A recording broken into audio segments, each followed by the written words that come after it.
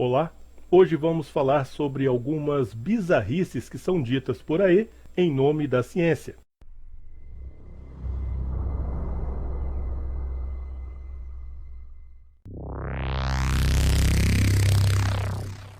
Espinhos penianos. Você sabe o que é isso?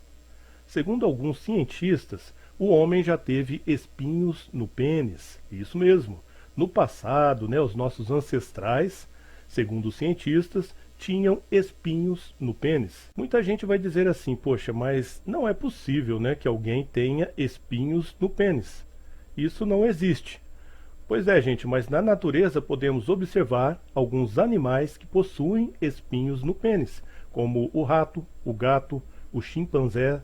Pois é, esses animais possuem espinhos no pênis. E segundo os cientistas, o ser humano também já possuiu. Bom, que alguns animais possuem espinhos no pênis, isso é fato. Isso você viu nas fotos aí. Agora dizer que o homem já teve é bem estranho, né? Como o homem perdeu esses espinhos? Bom, os cientistas, eles explicam que o código responsável pelo surgimento desses espinhos no pênis do homem foi excluído do gene receptor andrógeno humano. Se você já estudou sobre a teoria da evolução, você sabe que a teoria da evolução ensina que homens e macacos vieram de um mesmo ancestral, um ancestral comum. E não é difícil a gente ver cientistas mostrando paralelos entre homens e macacos, querendo dizer assim que eles são bem parecidos, né? Olha como são morfologicamente parecidos, eles têm polegar opositor e blá blá blá, são geneticamente similares, né?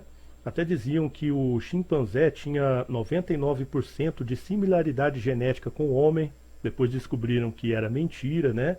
Que a similaridade não é tão grande assim. E o final dessa história você conhece muito bem. Só que agora tem uma nova versão. Pois é, estão dizendo que o ser humano é o resultado de um acasalamento entre uma porca e um chimpanzé. Parece até piada, né? Mas não é não.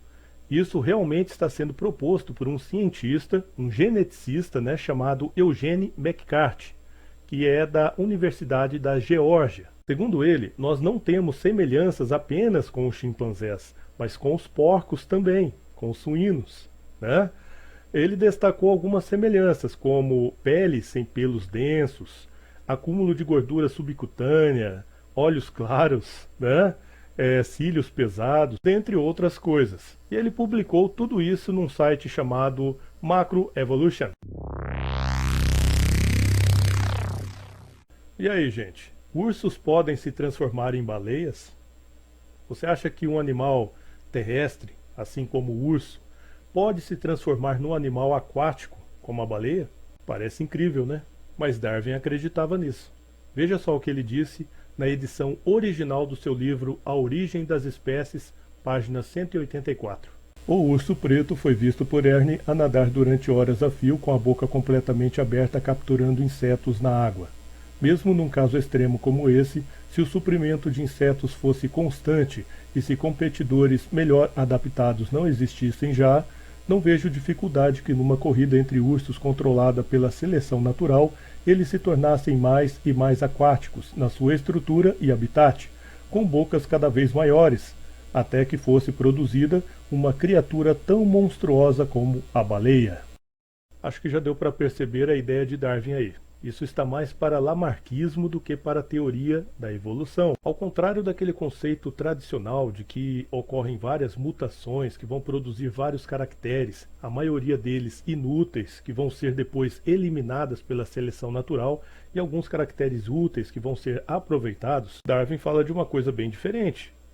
Já não são mais mutações randômicas, selecionadas pela seleção natural, que produzem as mudanças, e sim a necessidade.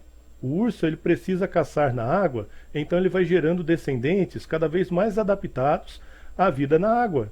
Ou seja, a boca cada vez maior, as patas vão se transformando ali em nadadeiras. Isso não é a teoria da evolução, é lamarquismo, né? E Darwin, ele deve ter percebido isso e por isso mesmo ele tirou esse texto do livro dele, né? Esse texto só aparece na edição original.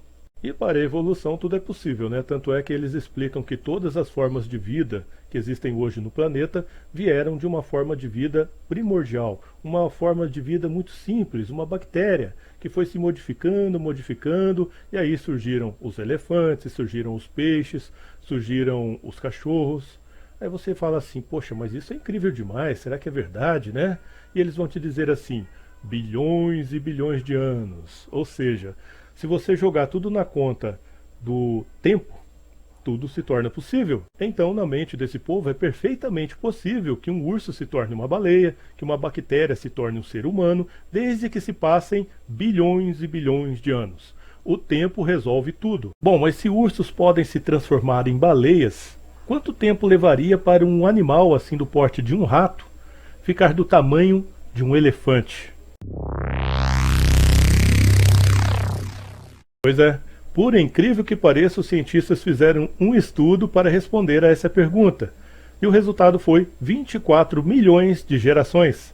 Isso seria o suficiente para transformar um animal do tamanho de um rato em um animal do tamanho de um elefante. O estudo foi feito por um cientista chamado Alistair Evans e mais 20 biólogos e paleontólogos. Eles analisaram 28 grupos diferentes de mamíferos e chegaram a essa conclusão dos 24 milhões de gerações.